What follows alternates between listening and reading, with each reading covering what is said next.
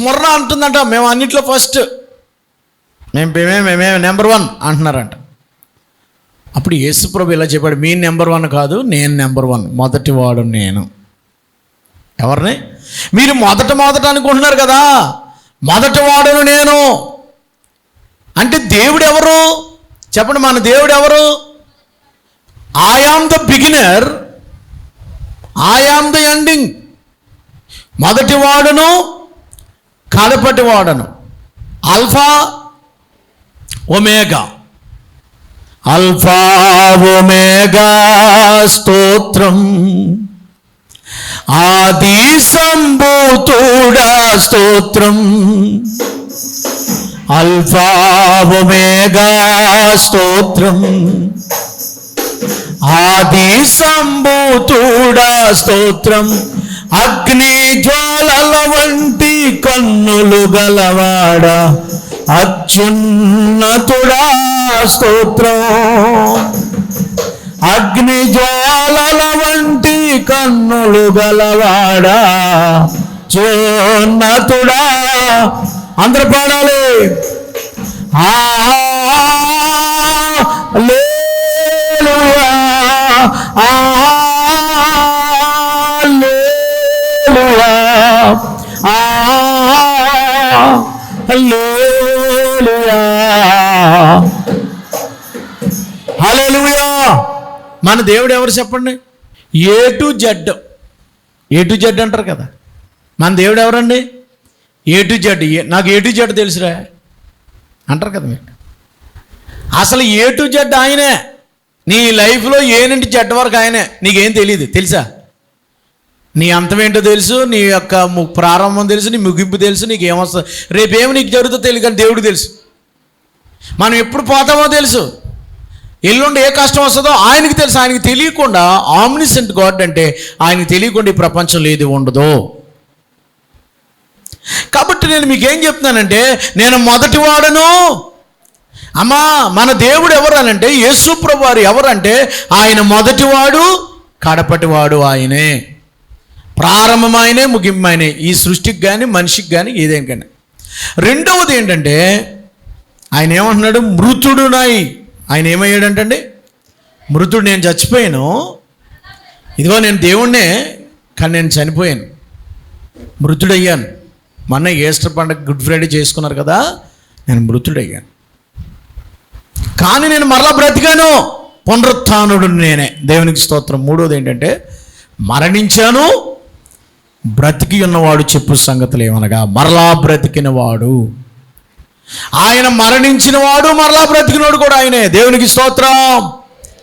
ప్రియులారా, మన దేవుడు పునరుత్థానుడు, సజీవుడైన దేవుడిని మనం ఆరాధన చేస్తున్నాం.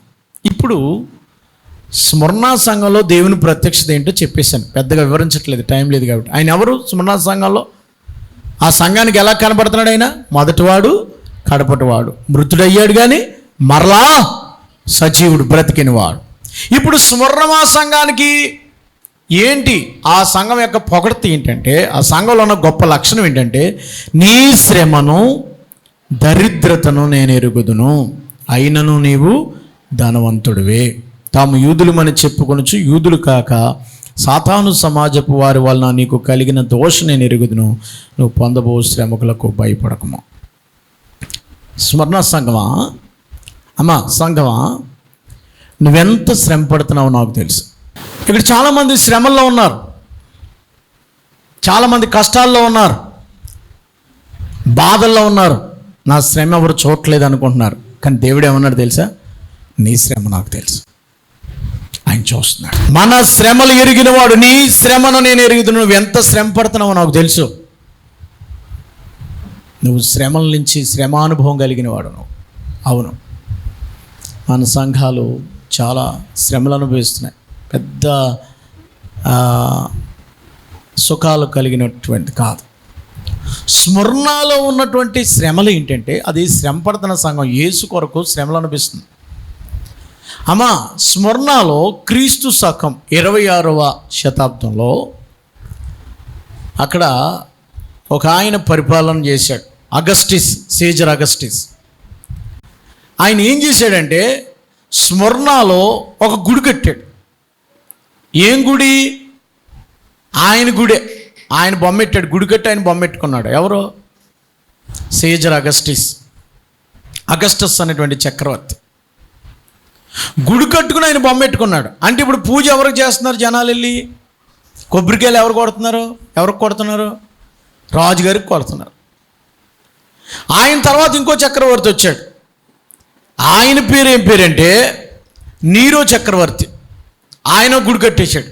ఆ గుడి కట్టి ఆయన ఫోటో పెట్టాడు, అక్కడ ఆయన బొమ్మ పెట్టారు, విగ్రహం. మూడో ఆయన వచ్చాడు. మూడో ఆయన కూడా గోడ కట్టాడు. ట్రైబరిస్ అనేటువంటి చక్రవర్తి ఆయన వచ్చాడు, ఆయన కూడా గుడి కట్టాడు. అంటే ఇక్కడ చక్రవర్తులు అందరూ ఎవరికి గుళ్ళు కడుతున్నారు? వీళ్ళు దేవుడికి మానేసి వాళ్ళకి వాళ్ళే గుళ్ళు కట్టుకుని పూజ చేసుకున్నారు. చాలామంది బొమ్మల కింద దేవుళ్ళు అని రాస్తున్నారు. వాళ్ళు దేవుళ్ళు సావరు, ఒకవేళ చచ్చిపోయిన మళ్ళీ బతికేయాలి. దేవుడు అయితే వేసిపోలాగా, అది వాళ్ళ దేవుడు అనాలి. మనం దేవునికి స్తోత్రం. అందుకని ఎవరిని దేవుడు అనకండి, దేవుడు ఒక్కడే, యేసయ్య ఒక్కడే. దేవునికి స్తోత్రం చెప్పండి. ఇప్పుడు ముగ్గురు గుడి కట్టేశారు. ఎందుకని నేను ఏం చెప్తున్నానంటే, నాలుగవదిగా డొమినిషన్ అనేటువంటి ఒక ఆయన అక్కడ గుడి కట్టబోతున్నాడు. ఎప్పుడంటే 81-96 శతాబ్దంలో, క్రీస్తు సంఘంలో. ఆ గుడి కడుతున్న సమయంలో స్మరణ సంఘం ఆ కాలానికి చెందిందండి. స్మరణ సంఘం. ఇప్పుడు ఈ స్మరణ సంఘంలో ఉన్నటువంటి సంఘస్థులు ఏళ్ళలో కూడా డొమినేషన్ అటువంటి ఆయన్ని రాజుగా లేకపోతే ప్రభు లార్డ్ అని అంటలేదు. ఆయన పూజించట్లేదు. డొమినేషన్ మాకు దేవుడు కాదు, మాకు ఎవరు దేవుడు? యేసు ప్రభువే మాకు దేవుడు అంటున్నారు. వాళ్ళు కోపం వచ్చేసింది. వాళ్ళు యేసు ప్రభువే మాకు దేవుడు అంటున్నారు.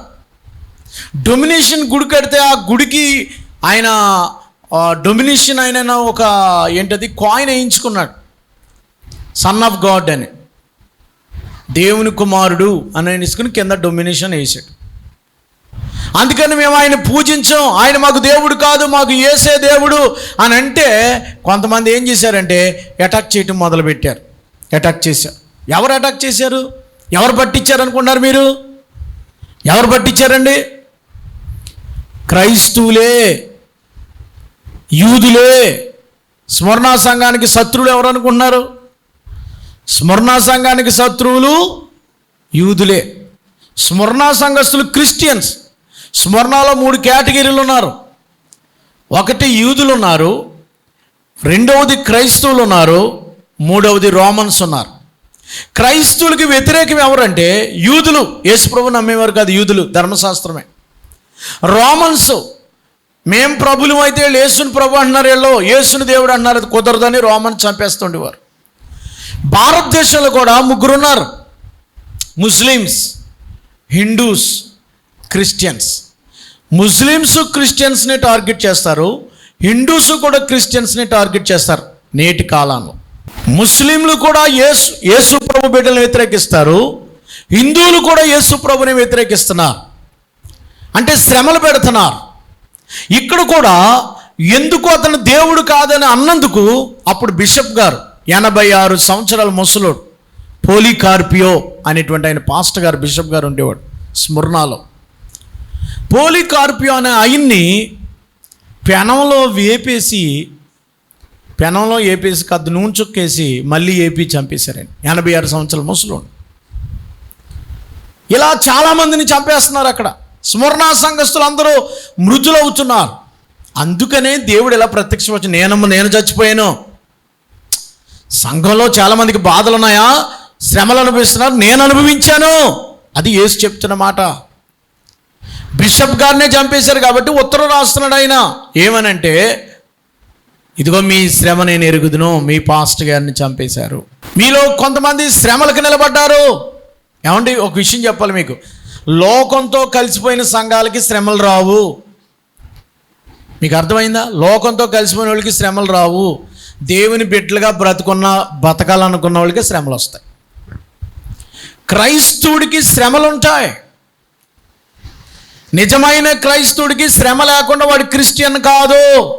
శ్రమలు అందరికీ వస్తాయి, ఇది కామను. క్రిస్టియన్స్కి శ్రమలు రావటం అనేది కామను, గుర్తుపెట్టుకోండి.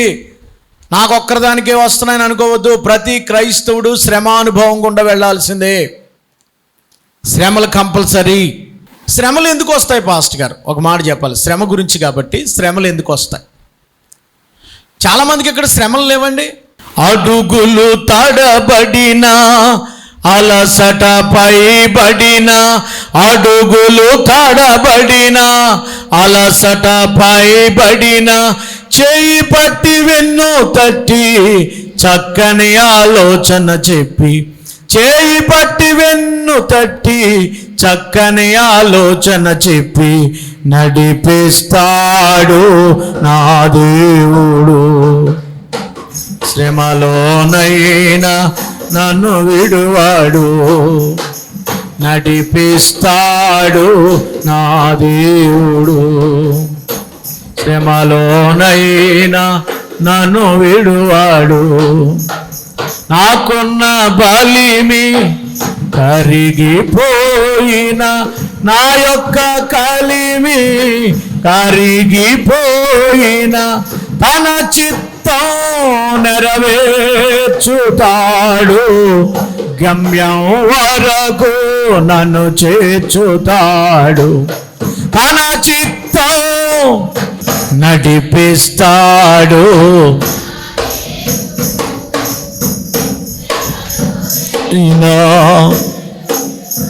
రెండు చేతులెత్తి గట్టిగా దేవునికి స్తోత్రం చెప్పండి. నాకు శ్రమలు లేవు అన్నవాళ్ళు ఎవరైనా ఉన్నారు ఇక్కడ? అందరికీ శ్రమలు ఉంటాయి, ఏదో రకం, బిడ్డలను బట్టో, అనారోగ్యమో, అప్పులో, ఏదో శ్రమ ఉంటాం. శ్రమ లేనివాడు ఎవరు ఉంటారు? నీ శ్రమ నేను ఎరుగుదును. వీళ్ళకి వచ్చే శ్రమలేంటి? బైబిల్ పెట్టుకుని వెళ్తుంటే తిడుతున్నారంట, చర్చికి వెళ్తుంటే, కూటమి వెళ్తుంటే మైక్లు ఆపేయండి అంటున్నారంట, పర్మిషన్ ఇది అంటున్నారంట, సువార్తకి వెళ్తుంటే లకారంగా అని తిడుతున్నారంట, దేశద్రోహిగా అని తిడుతున్నారంట. ఇప్పుడు చర్చికి వెళ్తున్నారనుకో, మిమ్మల్ని ఎవరైనా తిట్టారనుకోండి, మీరు ఎవరో ఆలయం తుడిచారు, ఈ మనిషి ఊరికే తుడిచేస్తుంది అన్నారనుకోండి, ఎవరంటారు? బయట వాళ్ళు అనరు, లోపల వాళ్ళే. శ్రమ ఎట్టింది ఎవరైనా? యూదులే, బయట వాళ్ళు కాదు. పోలీకార్పి అనే బిషప్ గారిని కాల్ చేస్తుంటే పొల్లలు ఇచ్చారంట, అందించారంట యూదులు. పొల్లేసి అంటిస్తుంటే పొల్లలు ఎట్టారంట, వీళ్ళు కట్లు పోగేశారంట పాస్టర్ గారికి. ఎవరు పెట్టారు శ్రమ? ఇప్పుడు శ్రమలు పెట్టేది ఎవరు? ఏసైని సిలివేసింది ఎవరు? సంఘస్థులే. ఇంకా అంతకంటే ఏం చెప్పండి నేను. కనుక ఇక్కడ మీరు చూసినట్లయితే ముందుకు వెళ్ళిపోతాను, టైం లేదు కనుక. నీ శ్రమ నేను ఎరుగుదును. ఇక్కడ శ్రమలు అనిపిస్తున్నారా మీరు? ప్రభు కొరకు నిందలు అనిపిస్తున్నారా? ప్రార్థన చేసుకోవడానికి వెళ్తుంటే మీ ఆయన నేను పడిపడి తిట్టాడా? మీ ఆవిడ నేను తిట్టిందా? పర్లేదు, పెద్ద భక్తులాగా ఈ మధ్యలో ఏంటి నువ్వు బాగా వెళ్ళిపోతున్నావు అని అన్నది అనుకో, లేదు, సంతోషించాను. ఏంటి అంతలాగా మూలిగి ప్రార్థన చేస్తున్నావు ఈ మధ్యలో నువ్వు? మరీ అంత వద్దులే అంటది ఆవిడ. ఏంటి అంతలా లేచిపోయి సాక్ష్యాలు ఇచ్చేస్తున్నావు? శ్రమలో ఎవరు ఆడతారు? శ్రమలో శ్రమానుభవము, శ్రమలు వస్తాయి. క్రైస్తవుడికి శ్రమలు ఎందుకు వస్తాయి? ఈ మాట చెప్తానుగా చెప్పేస్తాను చూడండి. శ్రమలు ఎందుకు వస్తాయంటే, నీ విశ్వాసం ఏంటో, నువ్వు నిలబడతావో పడిపోతావో తెలుసుకోవటం కాదు. కొంతమంది అలా అనుకుంటారు, దేవుడికి తెలియదు ఏంటి నువ్వు పడిపోతావు నిలబడతావు. ఇప్పుడు నాకు శ్రమ వచ్చింది, నేను నిలబడతానో పడిపోతానో దేవుడికి తెలుసు, అందుకని నాకు ఎట్టవలసింది ఎడతాడు. నీకు కొన్ని శ్రమలు వస్తాయి కదా, ఏం అనుకోని రీతిగా ఈ సంవత్సరం కొన్ని శ్రమలు కూడా వెళ్తున్నారు మీరు. శ్రమలు ఎందుకు పెడతాడు దేవుడు? నెంబర్ 1, ఆయన నిన్ను గురించి తెలుసుకోవడానికి కాదు. నువ్వు శ్రమల్లో నిలబడితే నిన్ను గురించి ప్రజలకు తెలుస్తుంది, అందుకని శ్రమ పెడతాడు. శ్రమలో కూడా ఈ మనిషి నిలబడింది. ఎన్ని శ్రమలు రానివ్వండి, ఎన్ని మరి గొడవలు రానివ్వండి, ఎంతమంది తిట్టనివ్వండి, ఎంతమంది అన్నివ్వండి, ప్రభు కొరకు నిలబడిపోయింది ఇవిడి. శ్రమలు ఎవరికి వస్తాయి? ఎవరికి రావు శ్రమలు? ఇప్పుడు మీరు బైబిల్ పెట్టుకున్నారండి, అమ్మా మీరు బైబిల్ పెట్టుకున్నారు, బైబిల్ పెట్టుకున్న వాళ్ళకి రేషన్ కూడా తీసేస్తాం అన్నారు అనుకోండి, బైబిల్ వదిలేస్తే శ్రమలు వస్తాయా? బైబిల్ పెట్టుకుంటే మీకు వృద్ధాప్య పెన్షన్ ఇవ్వం అన్నారు అనుకోండి, మీకు అర్థమవుతుంది. ముసలోళ్ళకి 3,000 ఏమన్నారు బైబిల్ పెట్టుకున్నందుకు. చర్చికి వెళ్ళి వాళ్ళకి ఏమన్నారు అనుకోండి, మీరు చర్చికి వస్తారా మానేస్తారా? 18,000 ఇవ్వరు మీకు, అమ్మఒడి పడదు. చర్చికి వస్తారా మానేస్తారా? 18,000 కోసం మీరు ఏం మానేస్తారా? చర్చి మానేస్తారు మీరు, నాకు తెలియదేటి. 3,000 పోతున్నాయి బాబా, ఇంటికాడ నుండి చేసుకుంటున్నాను నాయన, ఏదో రకంగా ఏం చేస్తాను మరి, పళ్ళు ఊడిపోయి పనిలోకి వెళ్ళలేను. ఈ బోడి 3,000 కోసం, ఈ 18,000 కోసం, ఈ రేషన్ కార్డు కోసం ఎక్కడ ఉండిపోయారు మీరు? శ్రమ, రాజీపడి వాడికి శ్రమలు రావు. బైబిల్ అట్టుకుని 3,000 పోయినా సరే, బైబిల్ అట్టుకుని వచ్చావు, 3,000 రాలేదు, ఆకలేస్తుంది, గింజేసుకు తింటున్నావు, అవతలోడు చికెన్తో తింటున్నాడు, ప్రాబ్లం లేదు, ఈ గింజతో తింటేనే నీకు పరలోకం. దేవునికి స్తోత్రం. అక్కడే రాశాడు చూడండి, నీ శ్రమ నేను ఎరుగుదును, నీ దరిద్రతను ఎరుగుదును. నీకెంత దరిద్రం, ఎందుకంటే నువ్వు రాజీ పడలేదు. ఏమండి, రాజీ పడేవాడికి, కాంప్రమైజ్ అయ్యేవాడికి శ్రమలు రావు, నిక్కచ్చిగా నిలబడేవాడికి వస్తాయి, అంతే కదండి. అందరితో కలిసిపోయి అందరితో అనిపించేవాడికి శ్రమ ఎందుకు వస్తుంది? రాజీ పడేవాడికి రావు, తీసేస్తున్నప్పుడు నిలబడినోడికే. ఇప్పుడు భారతదేశంలో 20 సంవత్సరాల క్రితం 5% ఉండేదంట ఆంధ్ర రాష్ట్రంలో క్రిస్టియానిటీ. ఇప్పుడు 1.5కి తగ్గిపోయింది. ఎందుకు తగ్గిపోయింది? అప్పుడు 5 ఉండేదంటండి, ఇప్పుడు 1.5 తగ్గిపోయింది. ఎందుకు తగ్గిపోయింది? చర్చిలకు వచ్చేవాళ్ళు అందరూ దొంగలు. అదేంటి అలాగన్నారు? అంతే మరి. చర్చిలోనేమో క్రైస్తవులు, బయటేమో క్రిస్టియన్ అని రాయించుకోలేదు వీళ్ళు. ఎలా పెరిగిపోద్ది అక్కడ? పడిపోద్ది, అంతకంత ఇంకా 0 వస్తుంది వచ్చే సంవత్సరం. కానీ అన్ని చర్చిలే. మా సంఘానికి 1,00,000 మంది వస్తారు, మా సంఘానికి 10,000 వస్తున్నారు. మొదటి ఆరాధనకి 10,000, రెండో ఆరాధనకి 20,000. వీళ్ళందరూ దొంగలే. వాళ్ళందరూ రిజిస్ట్రేషన్ చేయించుకుంటే బాగుంటుంది కదా. మీరు ఎవరు, మీ కులం ఏంటి, పలానా, మీ మతం ఏంటి, క్రిస్టియన్ అని రాశారా? రాయలేదు. మరి మీకు శ్రమలు ఎందుకు వస్తాయి? రావు. మీరు పనిచేయరు ఈ సంఘంలో, నీకు శ్రమే లేదు. ఎందుకు లేదంటే నీ శ్రమను, నీ దరిద్రతను నేను ఎరుగుదును. భక్తులైన వారందరూ దరిద్రంలోనే బతికారు. ఇర్మియా శ్రమలు అనుభవించాడు. పాత నిబంధనలో అంత ఆశీర్వాదాలు ఉన్నాయనుకుంటున్నారా మీరు? ఇర్మియా శ్రమలు అనుభవించలేదా? యోసేపు శ్రమల గుండా వెళ్ళలేదా? యోబు గారు శ్రమ అనుభవించలేదా? నీ శ్రమలు తెలుసు. శ్రమలో అనేవి దేవుడు ఎందుకు పెడతాడనంటే, ప్రియులారా, మనం శ్రమల్లో నిలబడి ఇలాగ నిలబడాలని చెప్పడానికి. దేవునికి స్తోత్రం చెల్లిద్దాం. కాబట్టి మొదటిది ఏంటంటే, శ్రమ అనేది ఎందుకు మనకు కలుగుతుందంటే, మనం శ్రమల్లో ఇతరులని ప్రభువుకి గురించి సాక్ష్యం ఇవ్వడానికి. శద్రక్ మేషక్ అబేద్నెగోలకి శ్రమ వచ్చింది, అగ్నిగుండంలో వేసేసారు. భయపడ్డారు వాళ్ళు. ఇప్పుడు వాళ్ళు ఆ శ్రమ రావడం వల్ల వీళ్ళు నిలబడతారని దేవుడు తెలుసుకోవడానికి అగ్నిగుండంలో వేసాడా? కాదు, దేశం తెలుసుకోవడానికి, ప్రజలు తెలుసుకోవడానికి, దానియేలు శ్రమల గుండా వెళ్ళడానికి, ప్రజలు తెలుసుకోవడానికి. కనుక నేను ఏం చెప్తున్నానంటే, క్రైస్తవులకి శ్రమలు ఉంటాయి. నీ శ్రమ నేను ఎరుగుదును. రెండవది, నీ దరిద్రత నేను ఎరుగుదును. నువ్వు అన్నం లేదా నీకు? నాకు తెలుసు, నేను చూశాను నీ దరిద్రత. నిన్ను నిష్కారణంగా బూట్లు తిట్టారా?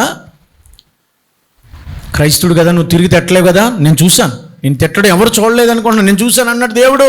చాలా ఆయన నువ్వు చూసావు కదా. నీ దరిద్రం, ప్రభువా నువ్వు చూస్తున్నావు కదా నేను ఏం తింటున్నాను, నేను అప్పు చేసి తెచ్చుకుని తింటున్నాను, నీకు చూస్తున్నానయ్యా, నీ దరిద్రత నాకు తెలుసు. చాలు నాయన, నువ్వు చూస్తే చాలు. ఈ లోకంలో చర్చికి వెళ్ళటం అంటే ఏమనుకుంటున్నారంటే, ధనవంతులైతే అది ఆశీర్వాదం అనుకుంటున్నారు. ఒక కారు కొనుక్కొని, పెద్ద బిల్డింగ్ కట్టుకుని, 5 కాసులు 10 కాసులు బంగారం కొనుక్కొని, 10 ఎకరాల పొలం ఉండి, పిల్లలు ఇంజనీర్ డాక్టర్లు అయిపోతే వాళ్ళు ఆశీర్వాదం అనుకుంటున్నారు. అది ధనవంతుడు అన్నాడు. కానీ ఇక్కడ ఒక మాట రాశాడు చూడండి, 2వ అధ్యాయంలో ఏమన్నాడు చూడండి, నీ శ్రమను, నీ దరిద్రతను నేను ఎరుగుదును, ఆయనను నీవు ధనవంతుడే. ఎవరు ధనవంతులు?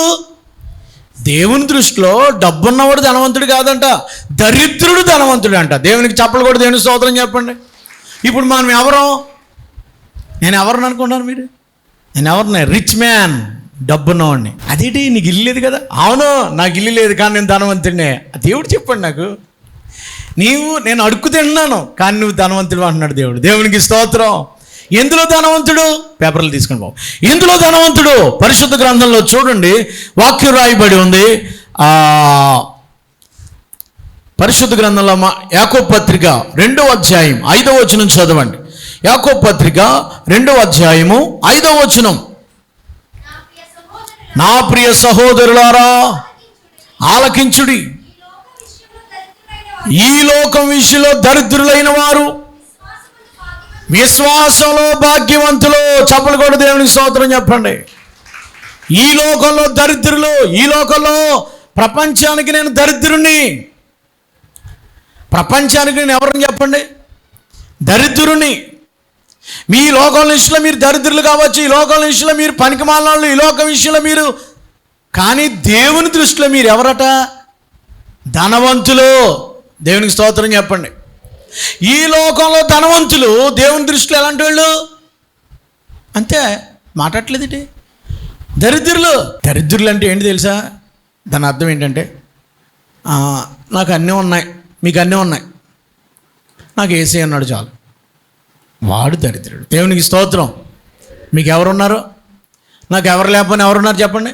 నాకు ఏసీ ఉన్నాడు, నాకు ఇంకేం అక్కర్లేదు, నాకు అది సంపాదించాలని ఇది సంపాదించాలని అక్కడికి వెళ్ళిన ఇక్కడ నాకు ఏసీ ఉన్నాడు, నేను ఆయన చూసుకుంటాడు, ఆయన ఏదో రూపాయి పావుల సంపాదించుకున్నాను, పని ఇస్తున్నాడు దేవుడు నాకు, రోజు పని దొరుకుతుంది నాకు, ఏదో ఒక 200 300 తెచ్చుకున్నాను, నేను తింటున్నాను చాలు, నేను ధనవంతుడిని దేవుని దృష్టిలో. బాధపడకో, నీ దరిద్రత ఆయనకి తెలుసు, నీ ఆకలి ఆయనకి తెలుసు, నీ దప్పక ఆయనకి తెలుసు, నీ శ్రమలు ఆయనకి తెలుసు, ఆయన చూస్తున్నాడు. నీవు ధనవంతుడివే నా దృష్టిలో. ప్రియులారా, యేసుప్రభు అంటున్నారు స్మరణ సంఘానికి, నీ దరిద్రతను నీ శ్రమ నేను ఎరుగుదును, నువ్వు నా దృష్టిలో ధనవంతుడివే. ఇంకో మాట ఏంటి? సాతాను సమాజం వారు యూదులు కాక తాము యూదులమని చెప్పుకొనొచ్చు, యూదులు కాక సాతాను సమాజం వారిని కలుగు దోషణ నేను ఎరుగుదును, నువ్వు పొందబో శ్రమలకి భయపడకో. దేవుడు ఏం చెప్తున్నాడంటే, వేళ సాతాను శ్రమలున్నాయి కదా, సాతాను సమాజం యూదులు కాకే యూదులమని చెప్పుకొని సాతాను సమాజం వారి వల్ల నువ్వు దూషణ పాలవుతున్నావు. 3 దూషణ, దూషిస్తున్నారు నిన్ను. ఇప్పుడు సపోజ్ మీరు నన్ను ఎలా దూషిస్తారో చెప్పనా? నేను సమాధుల కాడికి వెళ్ళి మీరు ఏం పూజిస్తున్నారు, అక్కడ మీరు ఎవరి కొరకు ప్రార్థన చేశారు, వాళ్ళు అక్కడికి వెళ్ళారా అన్నాను అనుకో, ఏంటి నేను ఇలా అంటాడా అనుకున్నారా? అదే దోషం. ఏ సమాజం ఇది? మారణ సమాజం. యూదులు కాకే యూదులమని చెప్పుకొనుచు నిందలు పెట్టేవాళ్ళు క్రైస్తవులనే పట్టిస్తారు. బైబిల్ గ్రంథంలో అదే రాశాడు కదా. ఎవరో మనల్ని పట్టించరు, మనల్ని పట్టించేది ఎవరో? క్రైస్తవులే పట్టిస్తారు. పరిశుద్ధ గ్రంథంలో అదే మాట రాశాడు. మీరు చూసినట్లయితే యోహాను సువార్త 16వ అధ్యాయము 23వ వచనంలో మీరు చూస్తారు. యోహాను సువార్త 16వ అధ్యాయం 23వ వచనం చూడండి.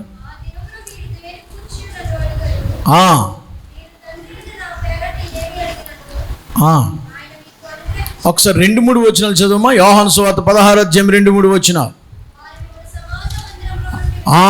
అదనమాట. వారు మిమ్మల్ని సమాజ మందిరంలో వెలివేయుదురు, మిమ్మల్ని చంపు ప్రతివాడు తాను దేవునికి సేవ చేయుచున్న కాలము.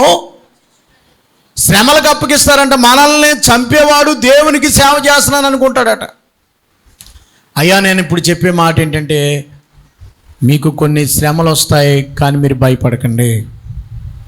నువ్వు దోషణ పాలవుతున్నావు, నువ్వు ఎరుగుదును, నేను నీకు కలగబో దోషం నేను ఎరుగుదు, నువ్వు పొందబోవు శ్రమలకు భయపడుకో. దేవుడు ఆదరణ మాట చెప్తున్నాడు, భయపడుకో. 356 సార్లు చెప్పాడు దేవుడు భయపడొద్దని బైబిల్లో. ఎన్ని రోజులు అన్ని రోజులు సరిపడు. భయపడకండి, దేవుడు మనకు తోడై ఉంటాడు. శ్రమలో నేను నీకు ఎలా ఉంటానన్నాడు ఆయన 91వ కీర్తనలో, నేను నీకు తోడై ఉండేదను. శ్రమలో తట్టుకోవడం మనం నేర్చుకోవాలి. శ్రమ అనుభవం గుండా వెళితేనే ఆశీర్వాదాలు మనకు కలుగుతాయి. ఎలాగో చెప్తాను చూడండి, ఒక మాట చెప్తాను. ఇప్పుడు కుర్రోడు పరీక్షకి వెళ్ళే కుర్రోడు టాలెంట్ అని ఎలా తెలుస్తుందండి? ఇక్కడ 20 మంది విద్యార్థులు ఉన్నారు, ఇందులో నెంబర్ 1 తెలివైనడు అని ఎలా తెలుస్తుంది? పరీక్ష పెడితేనే, రిజల్ట్ వస్తే కాదు, పరీక్ష రాస్తే తెలుస్తుంది. రిజల్ట్ వస్తే పరీక్ష రాయలేదు ఎలా తెలుస్తుంది? ఇక్కడ ఉన్న వాళ్ళు టాలెంట్ అని ఎలా తెలుస్తుందండి? పరీక్ష పెడితే టాలెంట్ అని తెలుస్తుంది. ఇప్పుడు మీకు పరీక్షలు వచ్చినాయి అంటే శ్రమ అంటే పరీక్ష. ఇప్పుడు మీరు పరీక్ష పెడుతున్నారంటే ఆ పరీక్షలో మీకు శ్రమలు వస్తున్నాయంటే మీరు టాలెంట్. దేవునికి స్తోత్రం. ఒక పరీక్ష రాశాడు అనుకున్నాడు, ఏమవుతాడు? 10 పరీక్షలు రాశాడు ఒక ఆయన, 10 ఫస్ట్ వచ్చాడు. ఒకడు ఒక పరీక్ష రాశాడు, అక్కడితో సరిపెట్టుకున్నాడు. ఒక పరీక్ష రాసినాడు ఏమవుతాడు, 10 పరీక్షలు రాసినాడు ఏమవుతాడు? కలెక్టర్ అవ్వాలనుకోండి 10 పరీక్షలు రాయాలి, ఇంటర్వ్యూకి వెళ్ళాలి, ప్రిలిమినరీకి వెళ్ళాలి, ఉంటాయి. అదే ఒక పరీక్ష రాసినాడు ప్యూన్ అవుతాడు. ఆడు ఒకటి రాశాడు కాబట్టి ఆడు ప్యూన్గా ఉండిపోయాడు.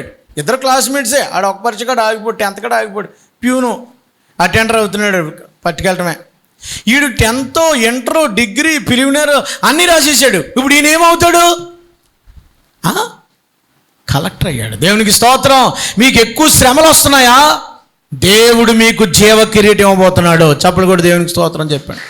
మీరు శ్రమల గుండా వెళుతున్నారా? ఆయన మహిమ మీ మీద నిలుస్తుంది. మీరు శ్రమల గుండా వెళుతున్నారా? ఆయనకి తెలుసు. భయపడకండి. దేవుడు మీకు ఆ శ్రమల్లో తట్టుకునే శక్తిని, సామర్థ్యాన్ని దేవుడు మీకు ఇస్తాడు. అటువంటి కృప దేవుడు మనకి దయచేయునుగాక.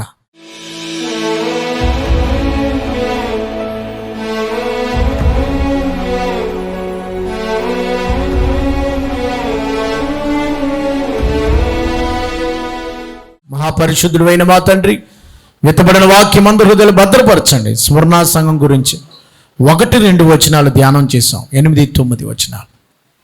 ప్రభువా, నువ్వు మొదటి వాడువు, కడపటి వాడువు, మృతుడయ్యవు కానీ సజీవుడిగా ఉన్నావు. నాయనా, నీ శ్రమ, నీ దరిద్రత, నీ దోషం నేను ఎరుగుదనన్నావు. భయపడకు అన్నావు. భయపడక్కర్లేదు. ఈ శ్రమల గుండా వెళుతున్నాడు, దాని ఫలితం ఏదో ఉంది, దాని ఆశీర్వాదం ఉంది, పరలోకంలో జీవ కిరీటం ఉందని గుర్తించుకుని ఈ లోకంలో శ్రమలు, నిందలు, బాధలు అనుభవిస్తూ నీ స్వార్థను ప్రకటిస్తూ నీ కొరకు సాక్షులుగా నిలబడే అనుభవాలు ప్రతి క్రైస్తవుడికి అనుగ్రహించమని, విత్తబడిన వాక్యం ఫలింప చేయమని యేసు ప్రభులు వారి పేరట వేడుకొనుచున్నాము తండ్రి. ఆమేన్. మన తండ్రి అయిన దేవుని ప్రేమ, లోకరక్షకుడని యేసు క్రీస్తు వారి కృప, ఆదరణకర్త అయిన పరిశుద్ధాత్మక అన్యోన్య సహవాసము సన్నిధి కూడిన మనందరికీ ఆయనకి ఇష్టలైన బిడ్డలకు సదా తోడై ఉండి ఆశీర్వదించును గాక. ఆమేన్.